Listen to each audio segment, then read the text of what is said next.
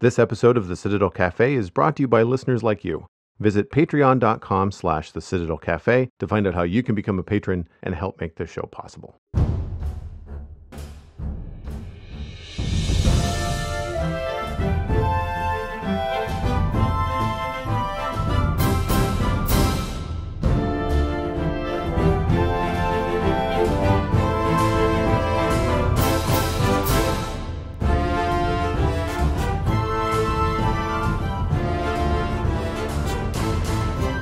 This is the Citadel Cafe, episode number 329 for Wednesday, August 14th, 2019.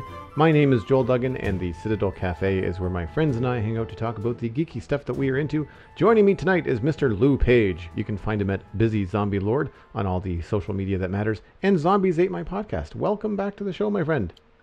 Thank you for having me again. How was your vacation? My vacation was fabulous. I did a couple of small house projects. We repainted a room, and I went to an amusement park, and planned other projects. It sounds really chill. Like I love how you're struggling to remember what you did on vacation. It sounds like you did a lot of relaxing outside of the chores. I was only on a vacation for a little over a week. Okay. And when I came back, my boss was like, "You look really rested." And I said, "Yeah, I am." And he goes, "Are you stressed to be back to work?" And I said, "No, I feel like I've been on vacation for a month." Nice. And he's like, "Is that a good thing or a bad thing?" And I said, "I don't know yet. I'll have to tell you later." All smiles. He's like, "I'm not sure." Very, very cool. I really enjoy house tasks like painting a room or reorganizing something when you're on vacation and you don't have to squeeze it in around everything else. You can treat it kind of like a job, you know? I have to say, I've painted rooms before when I was a teenager, and my mom and I would move into a new apartment or a new house. It was usually the first thing we did. And we even did that when we bought this house 2 years ago. We changed our bedroom color. My wife, the bedroom set is teal and gray. And so she wanted to make the walls teal. So that was the first thing we did before we even moved into the house, is we repainted the bedroom. And we did it all old-fashioned. Paintbrushes and and paint rollers. And it was a mess. It was a nightmare. We got the wrong type of paint. It just was a mess. And so we have two other bedrooms in the house, and one of them has been like a storage room. But we're starting to get more guests coming to visit, with my brother-in-law living out of town and my father-in-law living out of town. And when they come to visit, they're trying to stay with us rather than other family members in the area. So we decided to paint one of the bedrooms and do a few things with it. And I bought a paint gun. Now, my father, who has painted many, many houses, bought a cheap one and told me, "Never buy a paint gun. They're the worst thing I ever bought. It's terrible. You make a mess." My father gave me an hour lecture on how much he hated his paint gun. And so I've been hesitant to buy one. But Amazon Prime had their Prime Day sale maybe a month ago. And there was a $110 or a $98 paint gun that was on sale for $45-50. And it had 1,000 reviews and 4.5 stars. And I went, I guess I should try this. Mm-hmm. It was the best $50 I've ever spent ever. We did an entire 10 by 11, 10 by 12 room. It was like a half an hour to tape up the room.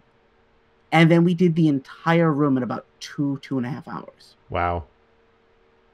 And then the next day I went back. I left all the paint that was left over in the gun. I went back the next day, and obviously there were going to be spots I missed because it was hard to tell, because we were doing a light gray over white. Oh, yeah. So we wouldn't see the bald spots until the next day, where the paint kind of had missed. Yeah, because you wanted to dry. Right. So I let it dry overnight, went back the next day, and in a half an hour, I touched up all the spots. Probably not even a half an hour, probably 15 minutes. Touched up all the spots, was done. Wow. And I was like, you know what?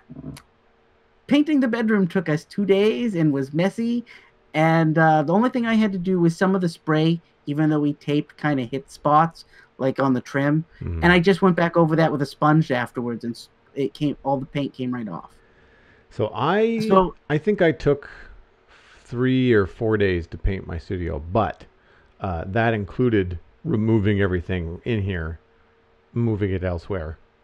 We lucked out. This room is pretty empty. All it had was a table and a dresser Mm, and a cabinet in it, and all of that stuff was already empty. Like there wasn't stuff in it. right, you just had to move the furniture. So we just moved all that stuff out into the hallway, and then did the room. Yeah, so for me, I had to like unhook my 2 computers, 3 desks, including the drawing table and all the drawing paraphernalia that I have around. I mean, it's all in like a Tupperware drawer thing, but still, like it's a lot to move.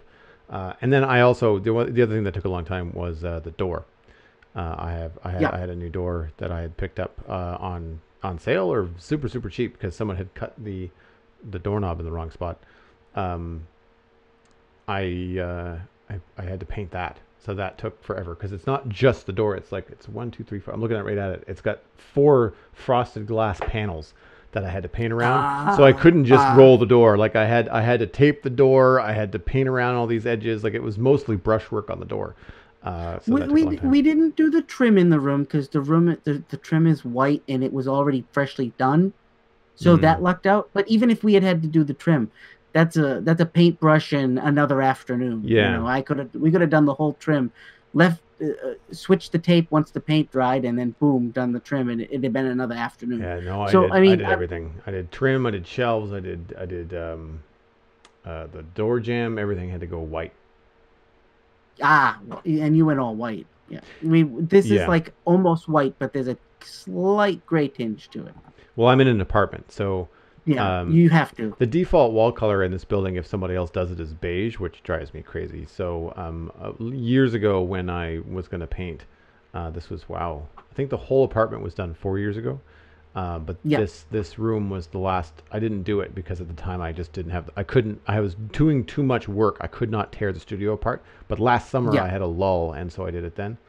yeah, But the um, the building bought the paint, so I just went, yeah. hey, if I do it, can you guys, you know, can I bill you and just charge the paint? So she goes, yeah, just let us know how much it is and what color you want. And I said, well, if it's okay with you, I'm just gonna do eggshell. Like I'm not gonna do anything crazy. And the Yeah. trim is all white. That's just the standard trim. Ceiling paint is ceiling paint. It's all the same in an apartment building. So it worked out really well because I did not want a beige apartment, and they loved it because they don't have to worry about liability. I just painted the whole thing myself. Well, I say myself. My parents helped a great deal. My mom and stepdad were here. Mom was doing a lot of the trim. I was doing all the low stuff, but mom would just kind of do like whatever was within reach. And then Barry used to be a painter. Like that's one of the jobs that he had. So he was whipping through the bedrooms like no tomorrow. Like ceilings were done, and I think the started the walls the next day. Like Barry was only here for a couple of days. The whole apartment was done in like 3 or 4 days. I mean, I was helping, I but yeah. I always laugh because my dad has lived in probably 6 houses, 7 houses since I was a kid, and my dad's colorblind, and he has issues with shades of green Hmm. and shades of brown, I think it is. I can't remember exactly, but he has trouble with 2 or 3 shades of color. So when he paints his house and paints his rooms, he always goes with the brightest colors he can find. So he has an orange room here, a bright pink room over there, and, and everybody always, and he makes it work. Like the rest of the room and all the decor fits, but the rooms are always these outrageous colors. And I'm always like, Dad, why did you paint that room orange? He's like, I can see it. It was, he goes, you won't understand. He goes, it was like a taupe before. I couldn't see it. He goes, it just looked gray to me. And I'm like, oh, okay. Well, to each their own, right? I mean, like Yeah. if you're the one living in it and you're the one staring at the walls, then that's the way to go. So I always worried as a kid that I was colorblind. And so my mother would be like, what color do you want to make? And I'd be like, this is blue, right? Yeah, it's kind of a dark blue. That's what we're going to paint my walls. That's so funny. So we actually have some listener email this week. And Oh boy. it's very rare that we actually have a listener email on the Citadel Cafe. So I always like to toss it at the very top of the show. And we actually gave Yuri, the emailer, a shout out last week. He was one of the Citadel Cafe members on Patreon that contributed over the last month. So he says, "Hi Joel.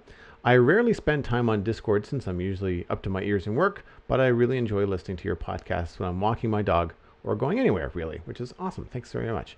So I can stop shaking my fists every time I hear you talk about energy generation. I have to ask, why do you never say that nuclear energy is actually the cleanest one? I found out that Nova Scotia even forbids building nuclear power plants. Maybe it would be best for the environment if we were investing in big plants with enormous power output instead of building small ones with small output and big relative footprints. Thanks for the great content, Yuri." Thanks, man. I really appreciate the email. And I can tell you right now, one of the reasons we don't talk about nuclear energy is because I don't know anything about nuclear energy. As a matter of fact, I had to look up some information about Canada. On the gut reaction, though, I can say that nuclear energy is not an easy sell to the public. I think that's probably one of the reasons why it's not a big thing. In Nova Scotia, I know that the focus is on all four of the natural resources that we have available. And you're like, four? What for? So there's wind, solar, hydro, and tidal. And that's the other big one they're trying to harness right now. So Nova Scotia is focusing on the tidal bore. I'm going to tell you something you probably didn't know. Okay. Because I read an article about it probably a year or two ago. Hydro is not as clean as you think it is. Apparently something to do with hydro plants produces methane gas. Or I think it's methane. And apparently the hydro dam here in America, the Hoover Dam, that's super famous. Mm-hmm. People go visit the Hoover Dam. Apparently the Hoover Dam pollutes almost as much as it makes. So I read an article about it a long time ago. I wish I had the article in front of me, but hydro is not as clean as most people think it is. I also think that well, I shouldn't say think. I know that I have not done enough research to tell you which is the cleanest in terms of, the alternative energies that are out there.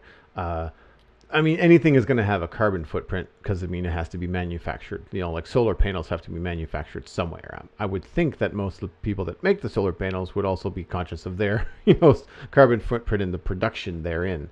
But I'll have a link to this article on, I believe it is nuclear.org. I hate when the web browser no longer shows you the URL. World-nuclear.org.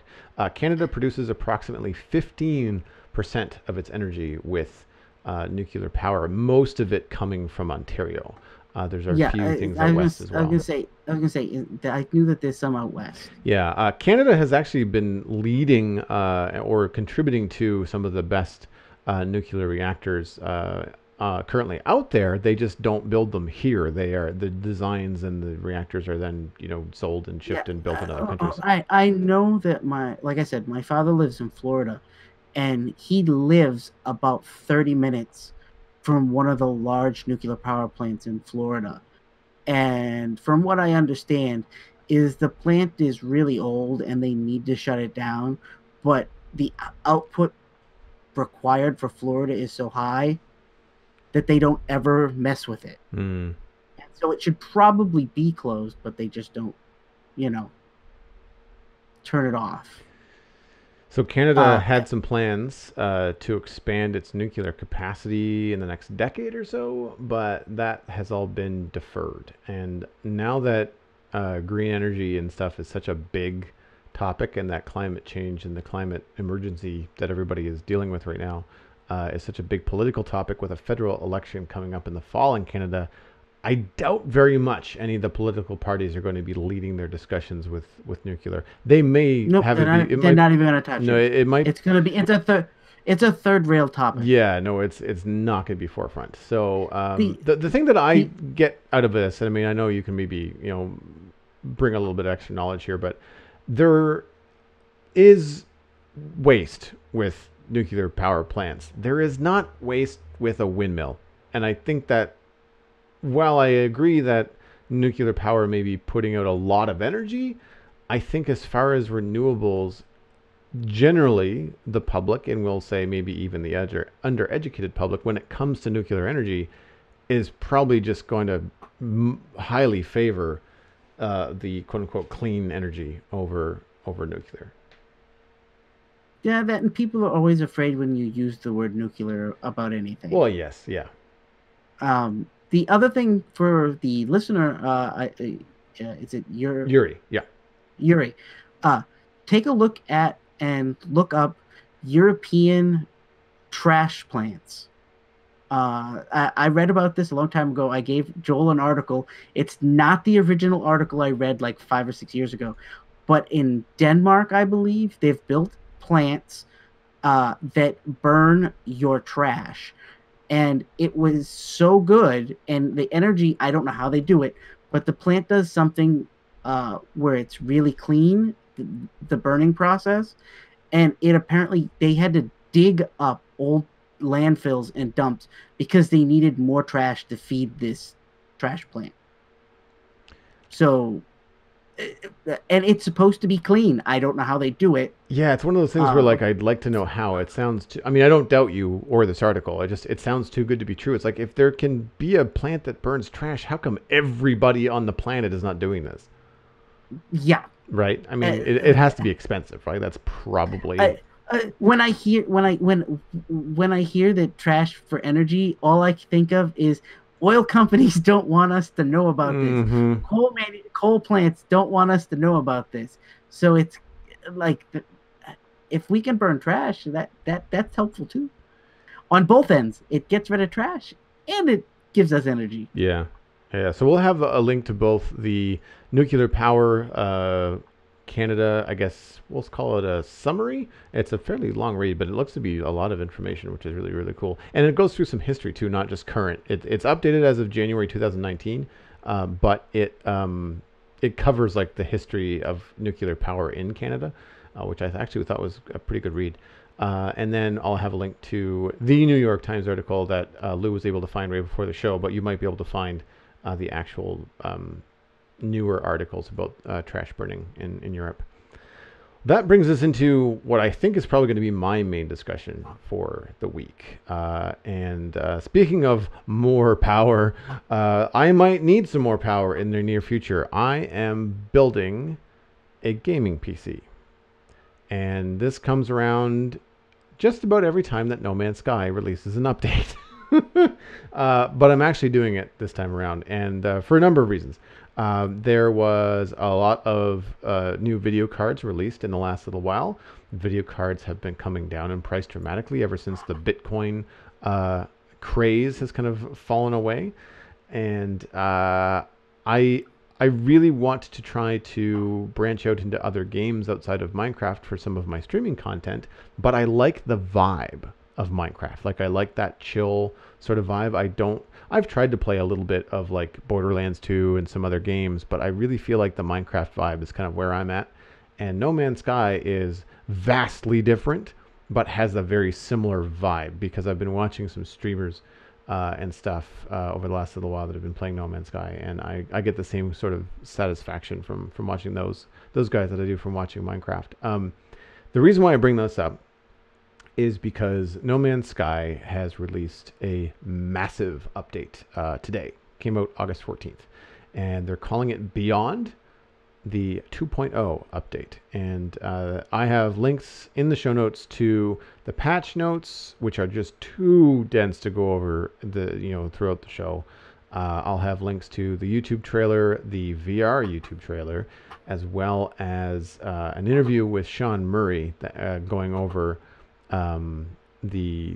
what he feels are kind of like the highlights. It's about a 10-minute YouTube video, which I thought was really cool. But to summarize, there are three kind of major expansions that are happening with this patch. And the reason for that is that originally these were planned to be 3 separate releases over the last year, but each release itself just turned out to be such a big project that they decided to combine them all and really roll No Man's Sky forward. So first and foremost, everything seen in the launch trailer can be experienced in VR if you own a VR headset. And they support the major ones. So Steam VR, HTC Vive, Oculus Rift, Rift S, and PlayStation VR. I'm going to be playing on PC, so I'm going to be looking into a Rift S, although not specifically for No Man's Sky. I actually have some interests in VR artwork. I want to try and get into that and start streaming and sharing artwork in a VR space, which I think would be very, very cool. But the VR support in No Man's Sky is one of the pillars of this update. Expanded online experience. There is now a Nexus, which acts as a multiplayer hub. And if you go to a planet or a space station and someone else is already there, you will see them in the game, both regular and VR players. So VR players are not separate from anybody else. The VR support is built into the main game. It's not a separate game, which I thought was really, really cool. There was even a joke in the Sean Murray interview where he's saying it's very odd because, of course, a VR player is using their hands to do all of the controls. So it's not a prefab animation. The hands are doing what the player is doing. So you can always spot a VR player because their hands are kind of moving around wildly, and they're mining because they're shooting stuff over their shoulder, just like weird stuff. It doesn't look bad. It's so different from what you're used to seeing in the game. And then of course they'll wave at you, which I thought was kind of funny. And it's because there's a wave command. Like just like you can in like World of Warcraft, you go /wave and your character kind of does this kind of silly like salute sort of thing.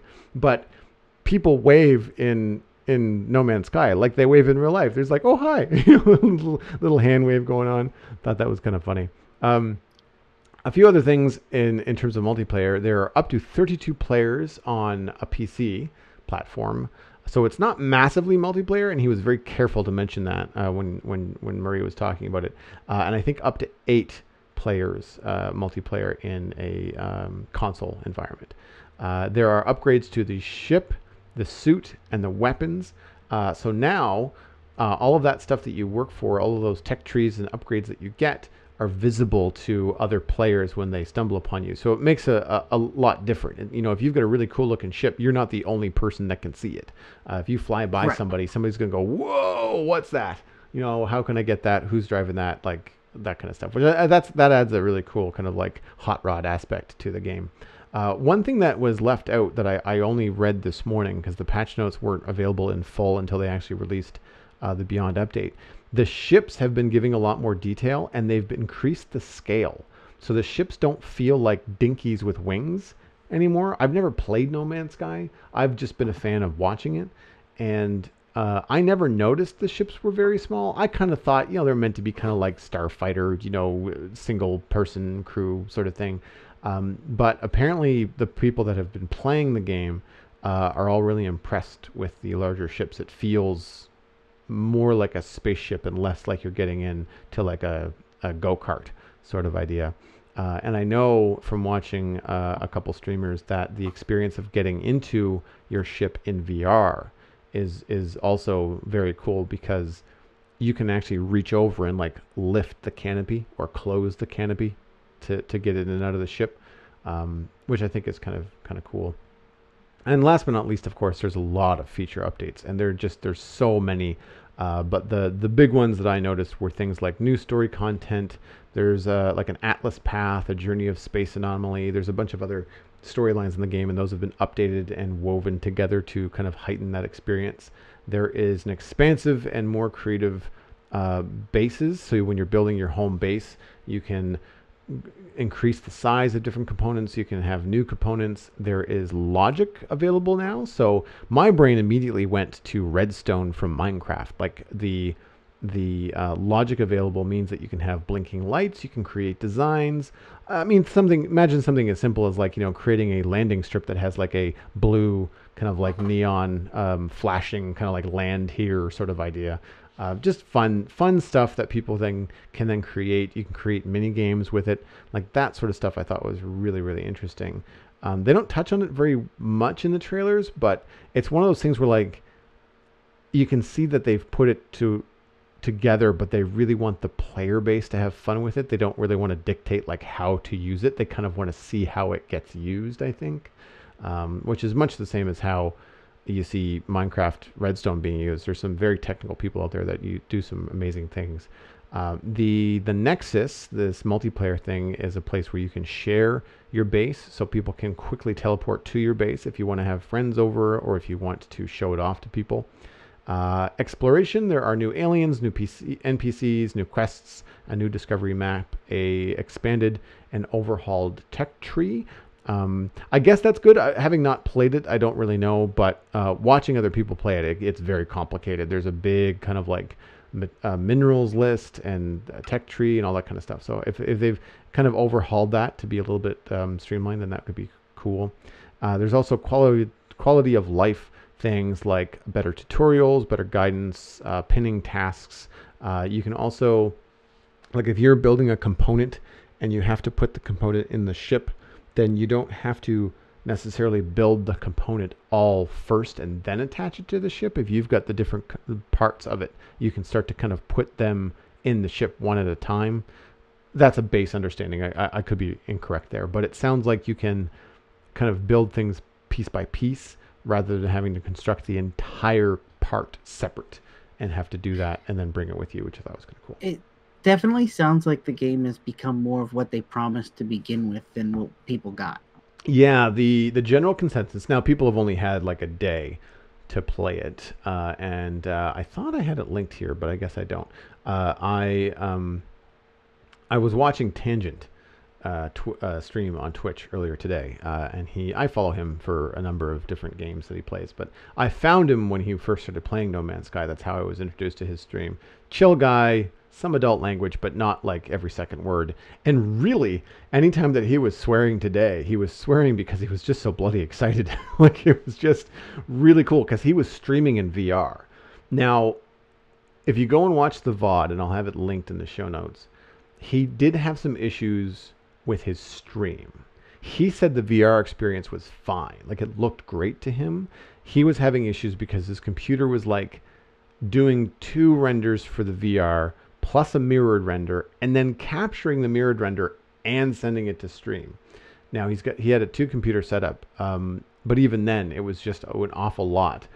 So the pixelation and stuff on the stream itself was not great, but there was no dropped frames. Like it was you still get a very good feeling of what it would be like to play in VR, because he has a little selfie cam. So when he's looking around, you can see both him looking, but also the camera moving around. And it was really cool. It was very, very cool. A little bit of shaky bits here and there, but all of that I always equate with the fact that the stream is capturing a camera stuck to somebody. Like it's not a steady cam, right? So Right. if you move your head a little bit, or if you kind of tweak your neck, or you don't notice that you've got, you did a little twitch, then that's going to show up. And so I wasn't really feeling critical of that. I feel the same way whenever I watch Minecraft Earth, because the only way to capture footage of Minecraft Earth is to like either film a phone or somehow capture the phone's not VR, AR display. But that's handheld. Like even someone's heartbeat on a screen that's that small and a camera lens that small is going to shake the camera. So it's very difficult when you're not the person holding the device to experience a smooth sort of thing. His chat was asking him quite a bit about like, hey, how's the experience? Like, are you ready to puke yet? And he was like, no, it's you guys are getting a little bit of a chop, but he's like, for me, it's fine. And so I'm really interested about the game in VR. I know that Kotaku also did it's not a full review, but it was like an update on what came out today, and they were saying all the things that you're saying. There was more stuff. The tech trees were large, and it was done by a person who was actually a fan of the game. And they said the one thing that they had a gripe about, and it could be because today was day one for them, is the Nexus multiplayer stuff wasn't working as well as they wanted it to. In fact, the reviewer couldn't even get into the Nexus, probably because there were so many people trying to use it. Yeah. Yeah, I had I was on Twitter, I think, and he was kind of joking about it, but there was a No Man's Sky tweet from Sean Murray. He's like, "Okay, so if everybody could just log off now so we can update the game, just go ahead, log off." You did, right? Like, it's one of those things where, like, I don't think he was really serious, but he was kind of getting at the fact, like, look, all of you are online right now. It's going to be slow. Like, Yeah. it's going to be a little bit of experience. But yeah, I think there probably has to be some time for the dust to settle. But the proof of concept, I mean, if it can be something that you can enjoy once the initial giant push is done, then I think that could be really cool. The Nexus, for anybody that has found the Nexus, you can summon it to yourself anywhere in the galaxy, which I thought was cool. So you can basically go to this thing at any point. I don't know the story behind it because I watch streams where they're kind of puttering around or doing their own stuff. I haven't really watched a lot of heavy story streams because I kind of don't want to spoil any storylines for myself. Not that I would ever remember. They're so complex that I think it would be hard to recall. But I'm really, really interested. I've always been interested in the game. I'm sure people that have been listening to the Citadel Cafe for a long time have heard me talk about it whenever there's a new update or new... Yeah, I'm pretty sure you and I have talked about this 2 or 3 times. Yes, oh, for sure. And I do try to bring it up when you're on the show because I know that you're skeptical / not really a fan, but also... Okay, I will say this so that listeners understand my point of view on No Man's Sky. When they showed their first trailer at I think it was a PlayStation event, and the guy's running around on this planet, he shoots a couple things and he picks up a couple items, and then he jumps in a spaceship and goes from planet to outer space and flying by like a huge capital ship, and then like light speeds off, and that's the trailer.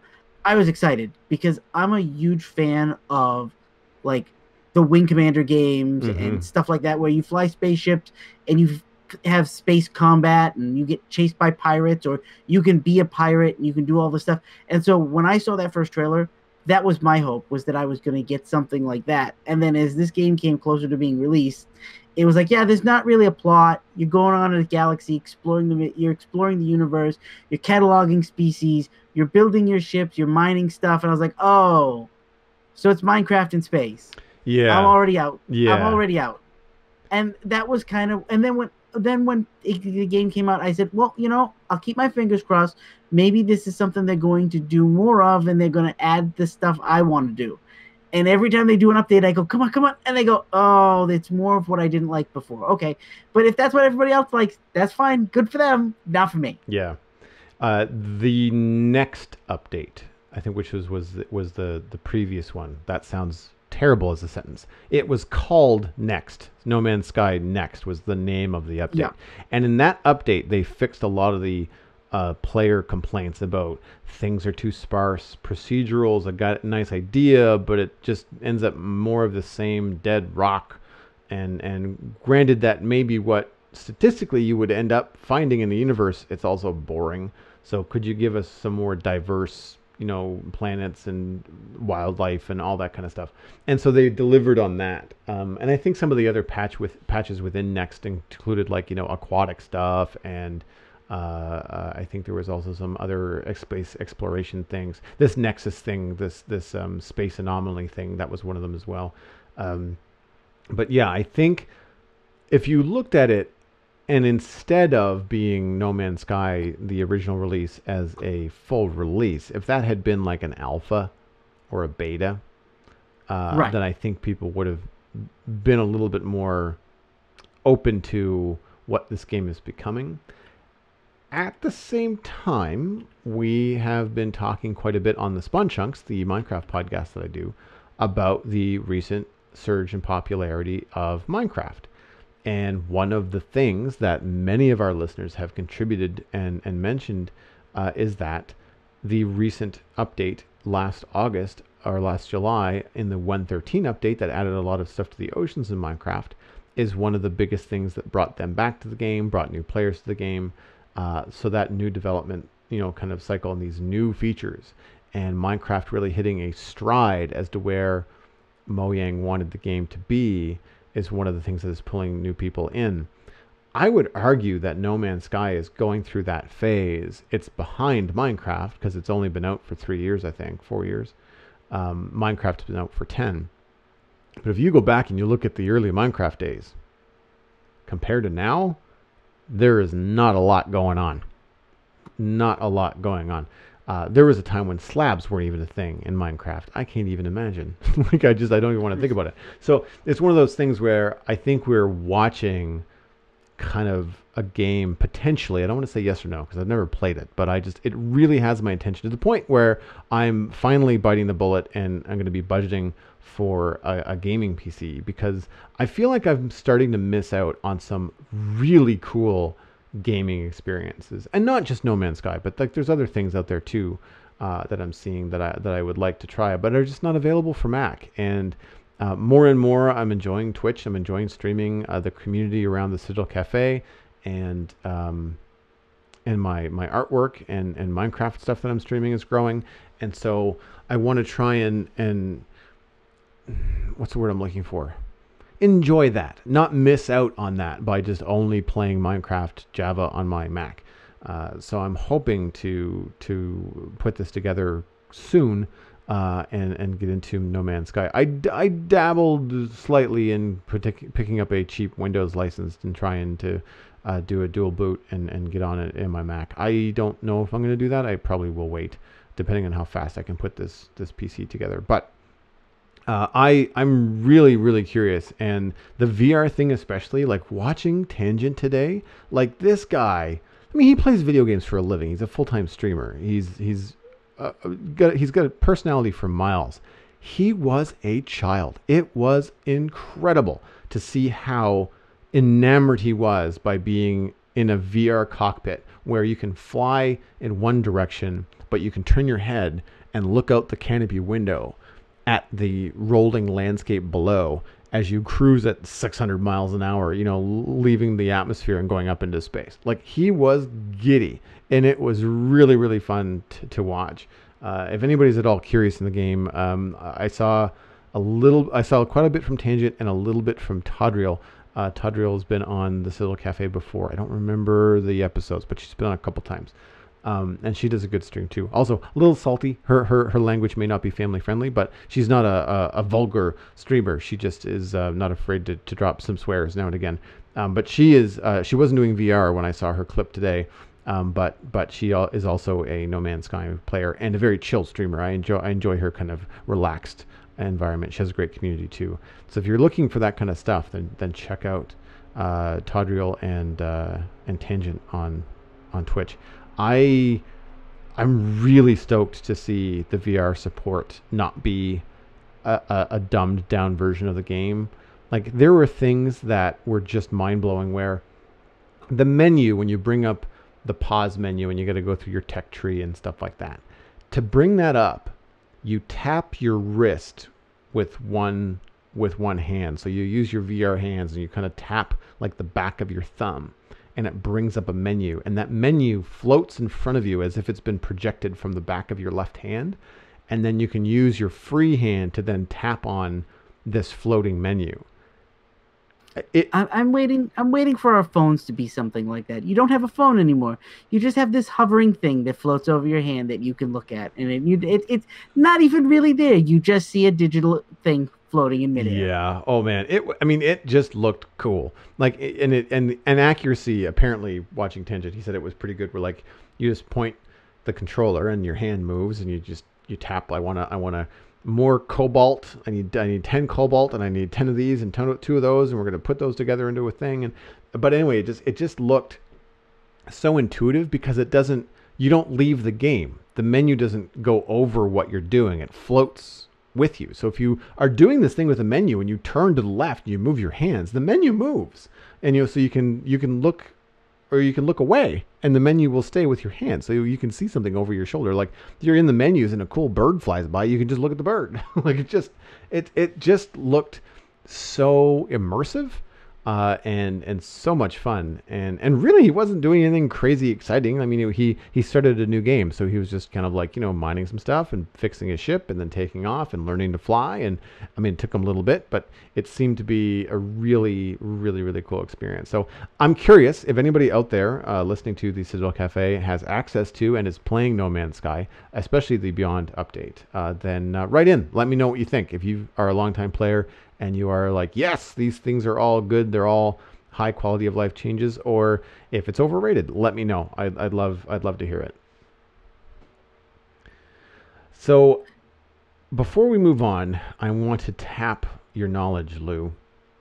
Okay. No Man's Sky is on sale on Humble Bundle, Steam, and GOG.com. Okay. So I know most of my friends are anti-Steam. I just happen to have a couple of games there already, so I've not bothered to leave. I'm very pro Steam. You're pro Steam, okay? So I think Steam's the greatest thing on since sliced bread. I have almost 1,500 games. Okay, I knew one of my Steam. friends. I'm not going anywhere. Right. I hate Epic. Hate Epic, but is that GOG? No. No. GOG is great. The only problem with GOG is GOG is its own beast. If you're playing something on GOG, likelihood you're not going to be playing with people on Steam. Right. GOG is everything is its. You don't even need to have their client installed to download the game and install it. They just give you the install file. Right. That's their big thing. I probably have 70 or 80 games on there too. And it's usually stuff I can't get on Steam or stuff I've chosen not to get on Steam because GOG's sale was really, really good. And they're usually single player games. I'm not as crazy. I like GOG, not as crazy about it. I think Ubisoft's Uplay is garbage. And if you can, you're better off getting it on Steam. And what's the other one? Humble Bundle. Origin. Humble Bundle gives you Steam codes. Oh, okay. So there's no difference. So if you buy it on Humble Bundle, then you're just going to get a Steam code. When you go to add it to your cart in Humble Bundle, you just have to look where it says what version you're getting, and there'll be a Steam symbol. That means you're getting a Steam version. If it's a game by EA, it's going to give you a code and tell you that code is for an Origin version of the game. Don't buy that. Just go to at that point you're better off getting it on Steam. I'm not a fan of Origin. I have a couple of games on there because it was stuff I wanted to play, but I couldn't even tell you my password to Origin. It's been so long since I've logged in. Cool. Well, I'm glad I asked because it's on sale for 50% off in all of these places for a good reason because they're trying to push new players and the new update just came out and it makes sense, right? The big debate between all of these right now is the deal that Steam gives developers is they get 30%, you get 70% of any game that sells. That's always been Steam's deal since day one. That was one of the first rules. We get 30, you get 70. And Epic has come along, and because of the popularity of Fortnite, Epic has come along and thrown a wrench in it and gone, no, come over here. Be exclusive to us for a year. We'll give you money up front, and we only take 13%, and you get the rest. And so they're promising everybody a better deal. But in the end, the guy that runs Epic constantly says, well, if Steam would lower what they offer, then they could compete with us. Nobody can compete with us. And he's just kind of really arrogant about it. And I've bought a couple of things on Epic, and I don't like their UI. They're backed by a Chinese company that I'm not a fan of. They get their money in some really weird places, and because I know that back end stuff, just everything they do to me feels really dirty. Yeah, they're always trying to put loot boxes in their games or find some way to make you spend. You just bought a game for $60, but if you want to play better in the multiplayer, spend another $30. And I'm like, yeah, that just makes me cringe. And I see Epic do that sort of stuff, and I go, card. I don't really want to give them my money. And Yeah. in Steam on the other hand, yeah, I think they should give developers a little bit more money. But if it's been the way they've always done things, they don't like change. But they should change. But everybody got on the bandwagon. Oh, Steam, anti-Steam. I'm like, I don't know. I still like Steam. Well, and this is the thing. I mean, you're invested in Steam, right? Like, you have the games, you have the community, you have the people that you play on. It sounds like if you want to play with your friends that you're currently playing on Steam with, then buying No Man's Sky on Steam would be the way to go. The arguments that Yep. I usually hear against Steam are the people that have been burned by buying a game or having the service go away for whatever reason, and then no longer having access to that game because the DRM or version of that game could only be played on that one platform, and then that platform has then gone away. I don't see Steam That going has nothing away to do with anytime. Steam. Yeah, no, I don't see Steam That, going away that anytime soon. That's the other no, thing. those problems don't have anything to do with Steam. Steam, I still have stuff on my Steam's my games list that they were online only games, and the servers are now gone. That's not Steam's fault. That's the developer's fault. Right. And so those games I don't have access to anymore.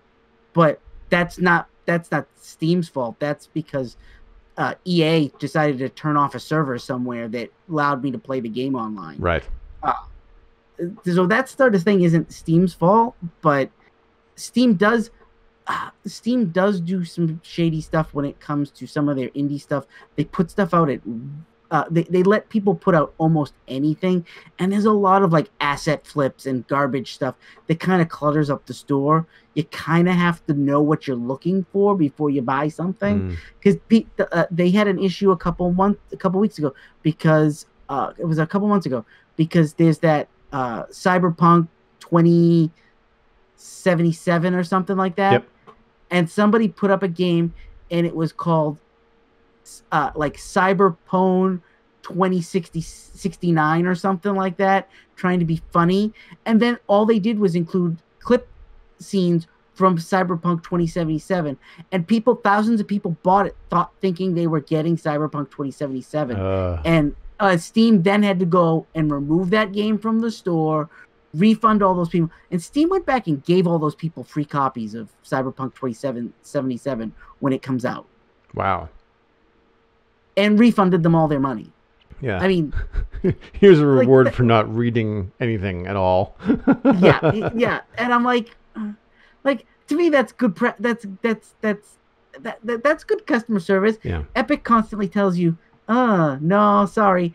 And my favorite is the way EA treats when people make mistakes, and like there was that guy that spent thousands of dollars. His kid spent thousands of dollars on FIFA, and he reached out to EA, being like, "Is there any way I can get this refunded?" And they sent him a link to their how to not spend money and turn on securities on your account. And it's like, that's just bad PR, and that's bad customer service. And I don't see that from Steam. Steam has a rebate service now. If you download a game and you've played it for 2 or 3 hours and you've decided you don't like it, there is a way to go in and get your money back and return the game. Oh yeah, I did it with No Man's Sky the last time that this happened. The last time there was an update, I thought I had a computer that could run it, and it could not. I've never done it, so I don't know how well it works. Worked fine. I know people who have, and were like, it was perfect. I got my money back. No questions asked. Yep. I mean, I was under the cut because, I mean, like, I couldn't even play it for an hour because, of course, the 40 minutes that it said I quote unquote played it, I was installing and trying to load it, and it just wouldn't work. So I just gave up. The only complaint that I have, and the thing that I do keep a wary eye on with Steam, is that I'm not a fan of having to have the Steam launcher open. I find over time that the Steam launcher is akin to some other applications that I have on my computer that I can't get rid of because they're part of the OS, and that just get bigger and bigger and boggier and boggier. I do not find the Steam app snappy in the least. Now, I'm on a Mac. They're working on that. And that could be a thing on a Mac. It might be a lot different. Can I tell you right now? It's a Mac thing. Okay. Well, fair to know. Fair to know. I don't even know that my Steam is running until I hit its shift tab so that I can open up my friends list and see what my friends are playing. And see, if when I get down this road to get into a cockpit and fly around in No Man's Sky, I want to do some community stuff. Like I've been able to, we'll say, attract a really cool audience on Twitch, and to play No Man's Sky and do some things like that with either some of these people or a larger community, and contribute to a community that I'm seeing that looks to be very similar to the community around Minecraft would be really cool. And to play it on Steam, that sounds like I would have access to friends I already have on Steam, like people like you and Ryan and some other folks that I, have already had, already embedded in the Steam kind of ecosystem. I don't have a lot. I'm not a big gamer, so I don't have like thousands of friends or 1,500 games or anything like that. But I certainly have 10 or 12 games that are all Steam related. I don't play very many of them because obviously only a few of them are Mac compatible. So there's that. But one of the things that I'm curious about, especially because I have been enjoying some Twitch streamers, and I do want to use my Amazon Prime subscription on Twitch to support a fellow streamer, but then also get access to Amazon Prime, is the thing that's been on your big screen this week. Oh, you're interested in seeing The Boys? I am. Okay, so the first thing I will warn you, because we've talked many, many times, and I know you're not a big fan of anti-heroes. Yep. I'm going to tell you right now, this show is the epitome of anti-heroes. The Boys is not what I was expecting, and I was expecting what I got. And everything I've read, because I've never read the comic, is that the TV show is slightly more toned down than the comic and a little less in your face than the comic is. And I think if this had been more in your face, I think you would have hated it. But I think you might actually like them, even though you don't like anti-heroes. So for those that don't know, the idea of The Boys is that there is a world like ours. It is 2019, and there are superheroes walking among us. But unlike there is like a Justice League. They call them the Seven, and there's like a Aquaman ripoff, Wonder Woman ripoff. There's a Superman ripoff. They call him Homelander, and there's a Batman wannabe. Like basically the seven big heroes of the Justice League. They have some version of that. And everybody thinks that these guys are running around, saving the world, doing all these really nice things. And then comes Huey. Huey's just a guy on a street corner with his girlfriend. They're going on a date. Huey's just this nice, plain, everyday me and you. And him and his girlfriend are standing on a street corner. And then the speedster guy speeds through his girlfriend and turns her to vaporized dust. And literally, he's like wiping her blood off his face. Oh, and my he's like, gosh. What just happened? And so he gets upset and is like, they just killed my girlfriend. And he finds out later on there's a corporation that sponsors the Seven and manages all the superheroes. And people bid with them on what superhero gets sent to their city to help stop crime. And he gets sent a check and an NDA that says they'll give him $50,000 if he doesn't talk about what happened. And he's like, I'm not going to sign that. And his father, played by Simon Pegg, is like, $50,000 is a lot of money. And he's like, yeah, but they killed my girlfriend. And his father's like, yeah, it's terrible, but $50,000 is a lot of money. And he's like, dude, does nobody have any scruples? And then along comes Carl Urban's character, Billy Butcher. And Billy Butcher shows up and says, hey, Huey, nice to meet you. I'm with the government, and I need your help. And he sends him in to the headquarters of the Seven to spy on them. And this is all, the first episode, or is this the whole... First episode. Wow. And by the end of the first episode, you find out that Billy's not with the government, and he used to be, and somebody of his got killed by a superhero, and now his goal is to kill them all. And prove that they're corrupt and evil.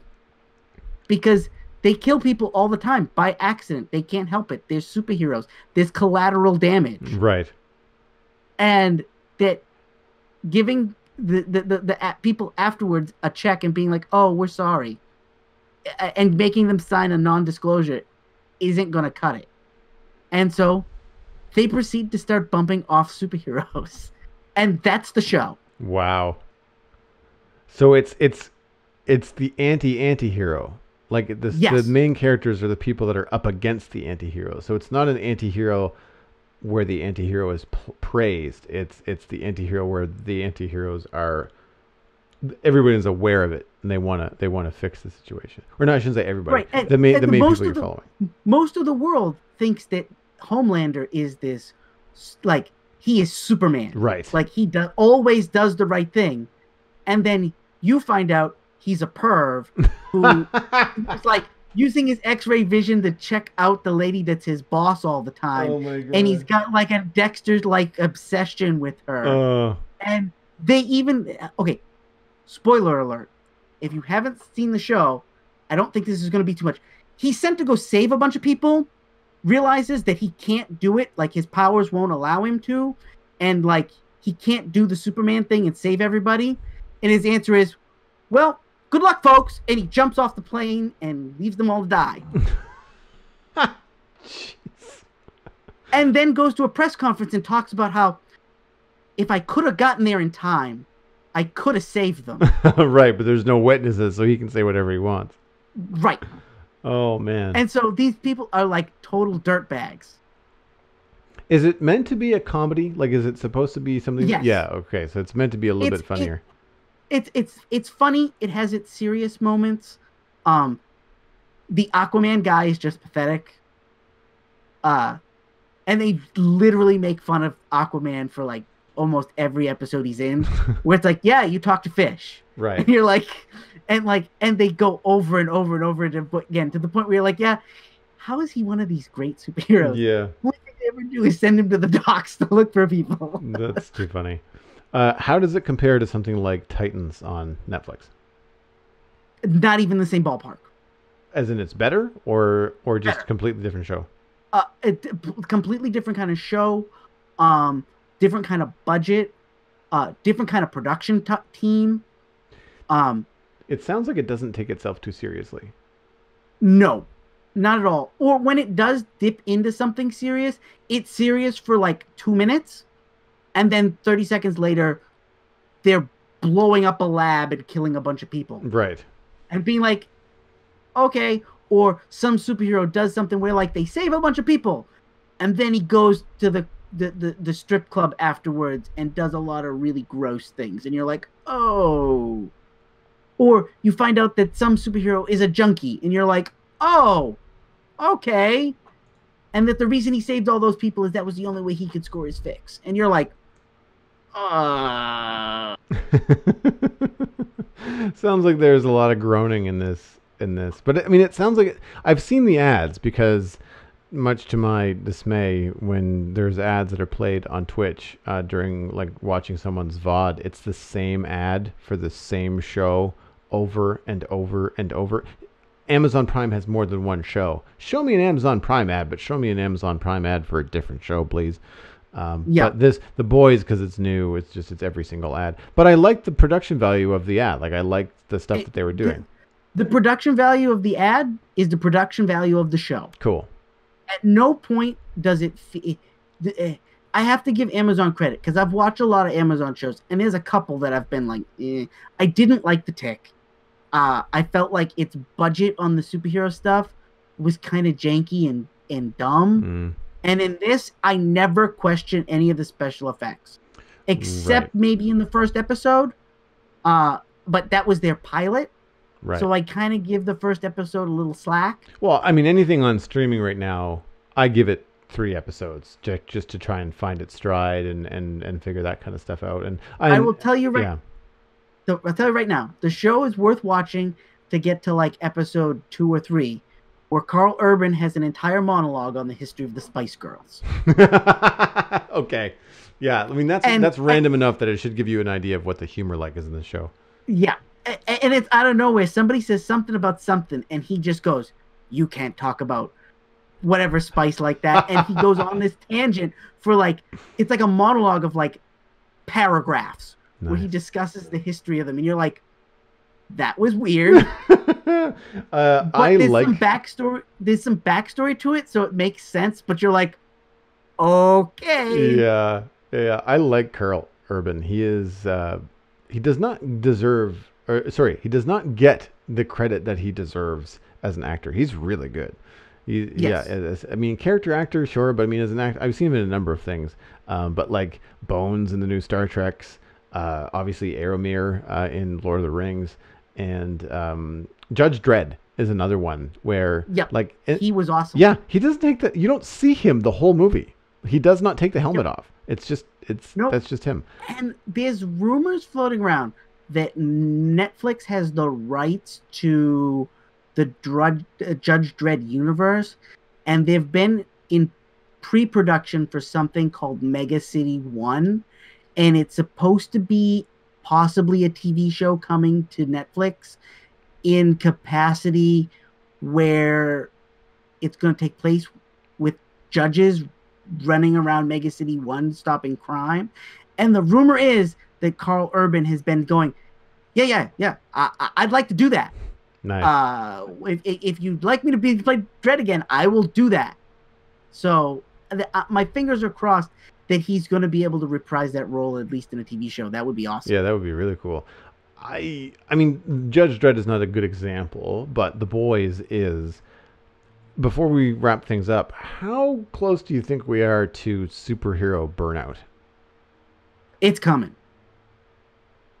I already started toning out some superhero stuff. Mm-hmm. Yeah. Like, I waited to see Shazam in theaters until it was in a double feature at the drive-in, and I went, "Oh, okay, let's go see that. We want to go see Detective Pikachu, and then they're gonna run Shazam afterwards. Okay, I'll pay to go see both those movies at the same back to back, Mm-hmm. but I wasn't gonna go pay to go see it by my like single."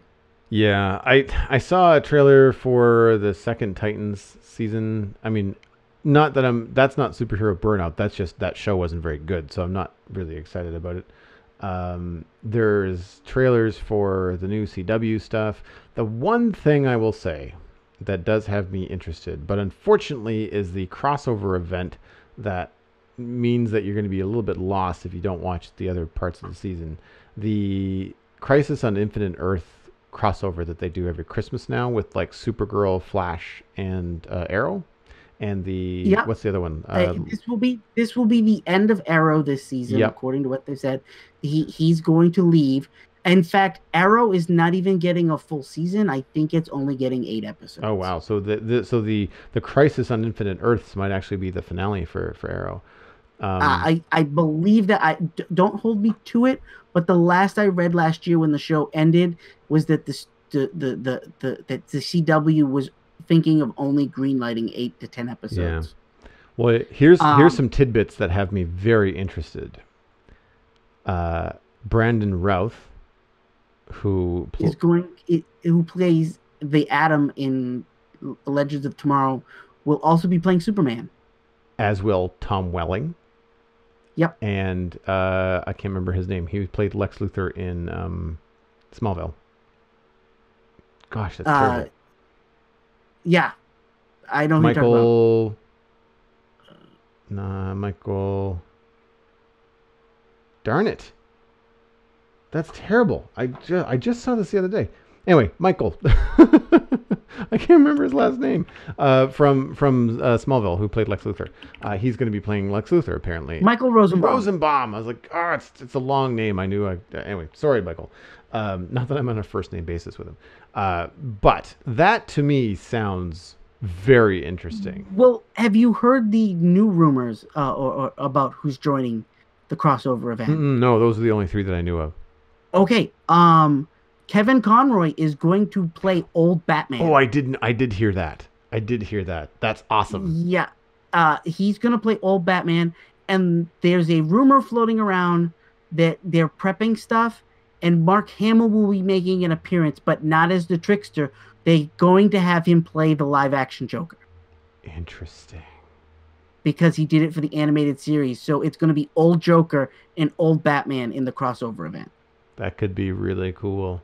I don't know. And I they don't have know about Mark Hamill's physical presence. He's not exactly what you envision when you see the Joker, but if they pull it on the old side, they could maybe swing it. For those of you that don't know, on the off chance that you don't know, Kevin Conroy has been the voice of Batman for a long time in many of the WB since 1993. animated series. But the Batman animated series from the 90s, he's an iconic voice of Batman and has been in a number of like animated features as well.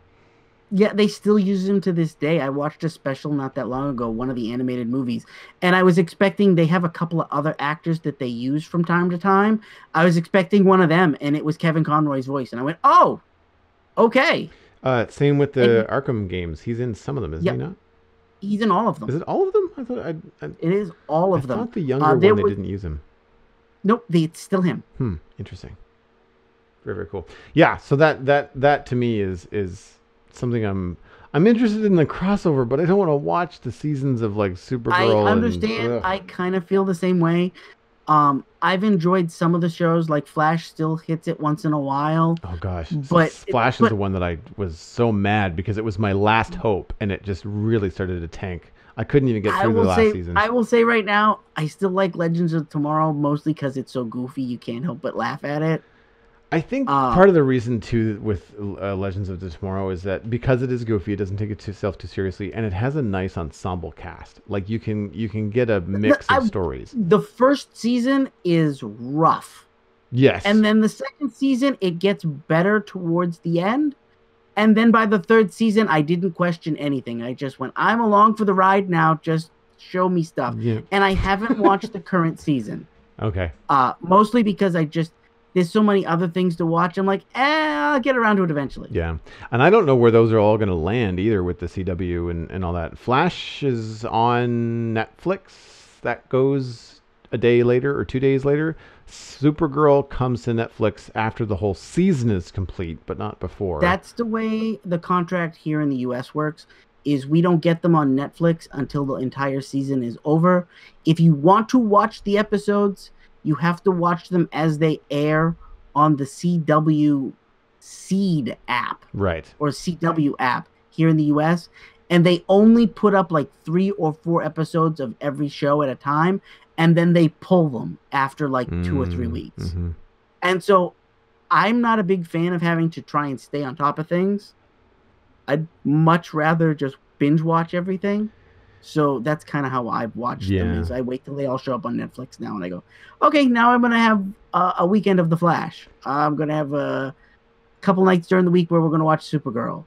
But that show's also getting to the point where I'm like, yeah, the whole Russian thing. I only saw trailers. I was like, nope, not at all interested. I am curious about, well, not curious. I'm very excited about Picard on Prime, which is another reason why I'm interested in getting Prime. Here in the United States, you have to have the CBS app. Oh, you're right. I read the article incorrectly, and my Alistair reminded me. It is it's Crave and Space here in Canada, and it's Prime internationally.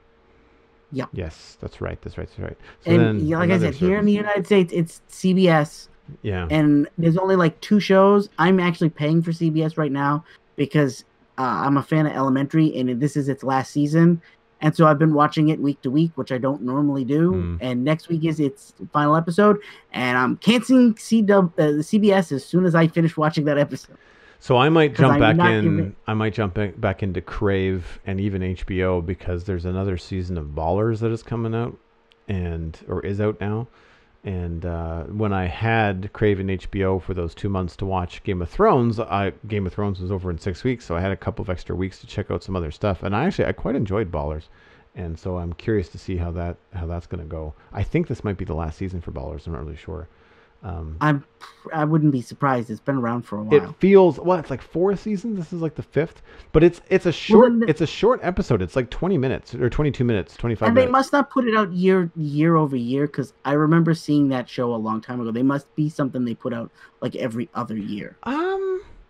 I don't know. I feel like it's just such a short season. It's like 13 episodes and they're only 20 minutes. They film it all in the summertime, just like done, and then it airs in September. I'm not really sure. I saw the trailer on It's only been around since 2015. Well, Yeah. weird. I thought it had been around longer. Yeah, so this is season 4 or 5, 4, I think. But yeah, it's an easy watch. It's a really cool watch. And if you're used to watching Dwayne Johnson in things like Jumanji and what's the one that he was in, the Tower one, and not The Skyscraper, sky. Yeah, the Tower one. Wow, obviously a memorable movie. Actually, I didn't mind it. I thought it was okay. But he kind of plays that character that always kind of ends up on top despite the hardships. He plays a different kind of character. He plays a flawed character in Ballers. And I would argue that Ballers is and should be his resume for acting. He is really good in that. Not because he's a big physical action dude. There is no action in that show. He has to act. It's all drama. There's a lot of bravado, but he's a sports agent, so like there is that, but he's a flawed guy. Like he goes through painkiller addiction and he goes through workaholic stuff. Like it's worth checking out if you have access to HBO. But anyway, we should probably wrap this up. You can find everything we're doing right now at thecitadelcafe.com, and you can also email us like Yuri did at thecitadelcafe@gmail.com. Find us by name on Twitter and Facebook. And you know what? You can subscribe. You can do that on iTunes, Android, Stitcher, and Spotify. We're pretty much everywhere. I would be remiss if I did not mention the fantastic community in the Discord, the people that we talk about nerdy stuff with all week long. And you can find that at patreon.com/thecitadelcafe. It's completely up to you. And then join in the fun over on the Discord. That's at patreon.com/thecitadelcafe. My name is Joel Duggan. You can find everything that I am doing online at joelduggan.com. If you're interested in hiring me, then you just drop me a line there. That is where I house my illustration and design portfolio. You can check out my other podcast. That's about Minecraft. It's at The Spawn Chunks at thespawnchunks.com. And of course, you can follow me on social media across all the different platforms. Lou, where can people find you and all the cool things that you're doing online? The easiest place to find me is on all social media under the name Busy Zombie Lord. Or you can check out my show, Zombies Ate My Podcast, wherever you get your podcast from. We're on pretty much everything. You've been listening to The Citadel Cafe, where we are fast, easy, and cheap, but you can only pick two.